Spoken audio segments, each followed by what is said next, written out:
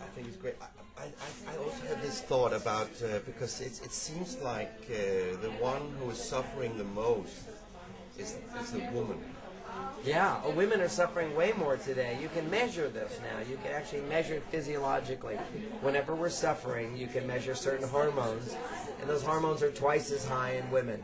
And what happens is women will often communicate to their partners, I'm having more, frustration here than you. And then we'll listen to it, and we don't have compassion often because we ask her, what's the matter? And then she lists out all these little things and that are in our life too. Well, don't worry about that. Well, then don't do that. If you're upset the house is a mess, just relax, watch TV, read a book, ignore it. Because we can do that. Not that, I love a beautiful home. I love cleanliness and everything and organization. We have a beautiful everything. But if I'm tired, more important to me is just sit down and rest and have a beer and watch TV or the news or read a magazine or do some sport, something like that. Because see, that's more important to me because that stimulates testosterone. All those things I just said make testosterone, and that helps me, my body as a man, cope with stress. It doesn't help a woman cope with stress. Physiologically, it doesn't do it. And there may be a small percent of women that like doing that, but it still doesn't help them cope with stress. They'll be overwhelmed and they'll be stressed and they'll be dissatisfied in their relationships and so forth.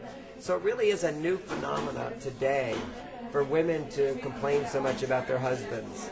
And divorce. One of the reasons there's so much divorce today, and again, why so many people don't get married, is because people haven't felt successful in relationships. And the major reason that women don't feel successful in relationships is they're suffering more today.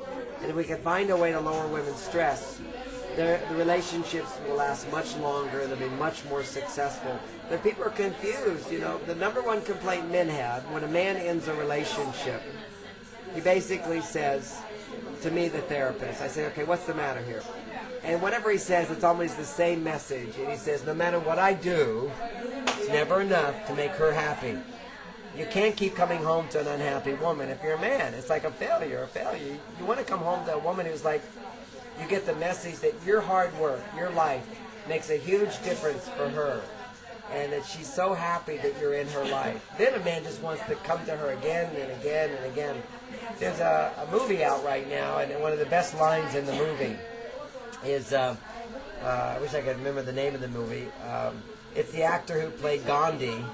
Remember the movie Gandhi? Oh, yeah. I can't remember his name. Yeah, But yeah. okay. So he, Nice movie. yeah, so he, and then Penelope Cruz, I remembered her name. So anyway, so the whole movie, he's an older man with a younger woman, and the movie's like an extended date with Penelope Cruz, and so it's very memorable. It's a nice movie. And, but there's one scene where he's making love with her, and you can hear his voice, his thoughts. He's like narrating the movie. And he says that having great sex with a beautiful woman is a man's revenge against all of the failures in his life. When you're having great sex with a woman you love and a beautiful woman, and every woman you love, when you fall in love, she's beautiful. That's what women have to know. They don't know how beautiful they are, but when a man is turned on to a naked woman, she's the only woman in the world for him. And women don't realize that, how beautiful she is to us. And you're making love this beautiful woman, and suddenly all the failures in life mean nothing. And this is what it's all about for men. And women can't even imagine that. And you can, how wonderful sex is for men. Because sex is wonderful for women too, but what happens is for man, so much of our life is about who we are, is about our success, our failures, whatever. And when you make love to a woman, you forget all your problems. And if you look at the way the brain is designed, men can go to one part of the brain, and the rest of the part of the brain turns off. Yeah, I actually see it as a spiritual moment. Because thought stops and right. time stops. You're absolutely right. And even if you look at, the whole Eastern concepts of spirituality, it's about meditation, stopping thought. When a man any man, you take any man who has sex, almost any man, he loves the woman, all his thoughts stop. And for women, if they have plenty of oxytocin, then they get a glimpse of that. But but if they're under stress, a woman will be thinking about all these other things while she's having sex. Because if you look at her brain is busy everywhere. Whereas men's brains go to one part and everything else goes to sleep. And of course, when he's in that place of sex, which is great sex, with someone you love, then everything goes to sleep and you're in that moment and there can't be anything better. And so you just let all that stuff go. And it's such a great gift. If women only understood what a great gift their happiness is, and letting a man make her happy in that way, then women would be, and that's what my books do. Women go, gosh, I feel like, I'm so much more valuable in the world. I have so much more importance because I have so much more to offer the man in my life. Because women want to give to men, and they're busy giving all the time. But it's not the things that we want. What men want more than the little things that women do for us, which are nice. I like all the little things. But more, men want the response.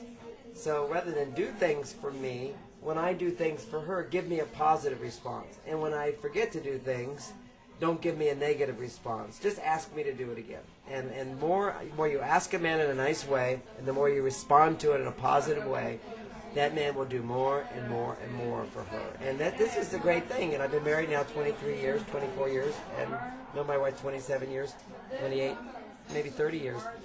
I become a better man and a better person to be in a relationship with, because I've learned over the years that little things make a big difference for her. And for men, we think, well, little things, that's nothing. We're going to do the big stuff. And so I've always tried to do the big stuff.